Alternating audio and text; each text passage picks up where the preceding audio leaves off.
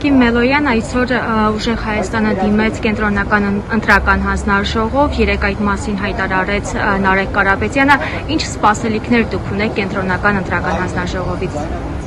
Դե այնուամենայնիվ, եթե դիմում ենք ներկայացնում, առնվազն առաջին հերթին փորձում ենք բոլոր իրավական գործիքակազմերը օգտագործել, հաշվի առնելով ծավալը, միջամտությունները, խախտումները, հատուկ ուզեմ ընդգծեմ,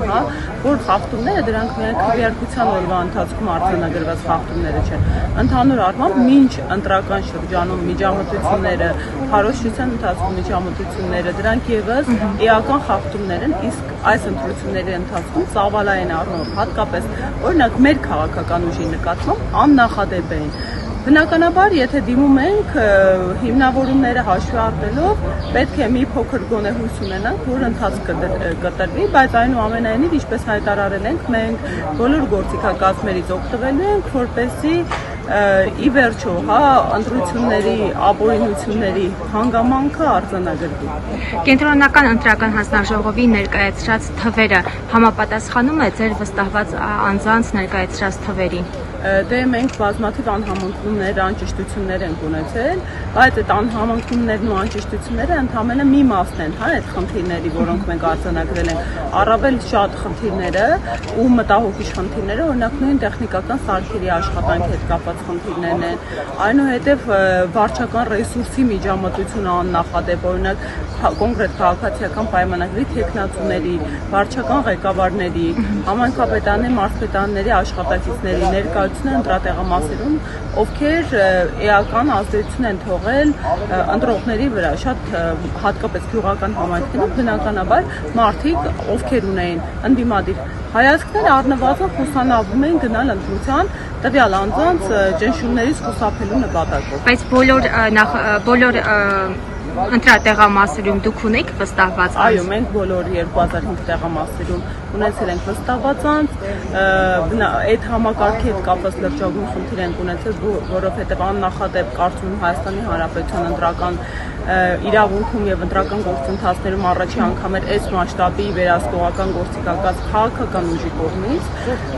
այդտեղ ներեր դրվել մեր ողջ պրակտիկան, գիտելիքները, հատկապես վերջին, նոր ընտրական օրենսգրքի համատեքստում եւ այս համակարգը կատվածահար անելու ուղղությամբ էլ մի շարք գործիքակազմեր են բանեցվել, որովհետեւ այն ծավալի ձեռբակալությունները, որոնք մեր նկատմամբ տեղի են ունենում եւ իրավապահ մարմինների միջամտությունները ոչ այլ ինչ են, քան կրկին, այս վերահսկողական գործիքակազմը չեզոքացնելը, որովհետև պատկերացրեք, վստահված անձը պետք է անցնի հատուկ դասընթացներ, սովորի այդ համակարգով աշխատել։ Մենք 1 փուլ, 2 փուլ, 3 փուլ, այդ վստահված անձիկ ձեռբակալվում են ստիպված փոխ մեր լրակազմուց փոխարինող էինք գտնում, համակարգի մեջ էինք ներդնում մարդկանց ու բնականաբար ամենին շատ ավելի որակյալ կարող էր լինել, եթե կրկին այդ ապօրինի հակաիրավական միջամտությունները մեր նկատմամբ տեղի չունենային։ Տիկին Մելոյան եւ երեկ Նարեկ Կարապետյանը նշեց, որ եթե կենտրոնական ընտրական հանձնարարժողովը ընթացք չտա, ապա դիմելու են սահմանադրական դատարան։ Դատարանից դուք ինչ ակնկալիքներ ունեք այն պարագայում, երբ նշում եք, որ դատարանը առգրավված է Նիկոլ Փաշինյանի կողմից։ Բնականաբար ես այն մարդն եմ, որ սահմանադրական դատարանի շուրջ ապօրինություններին տվել է գնահատականներ ու այնուամենայնիվ այդ լրակազմի հետ կապված խնդիրը մեզ չի ստիպելու խուսանավել օգտվելու իրավական գործիքակազմներից, ինչպես ասեցի,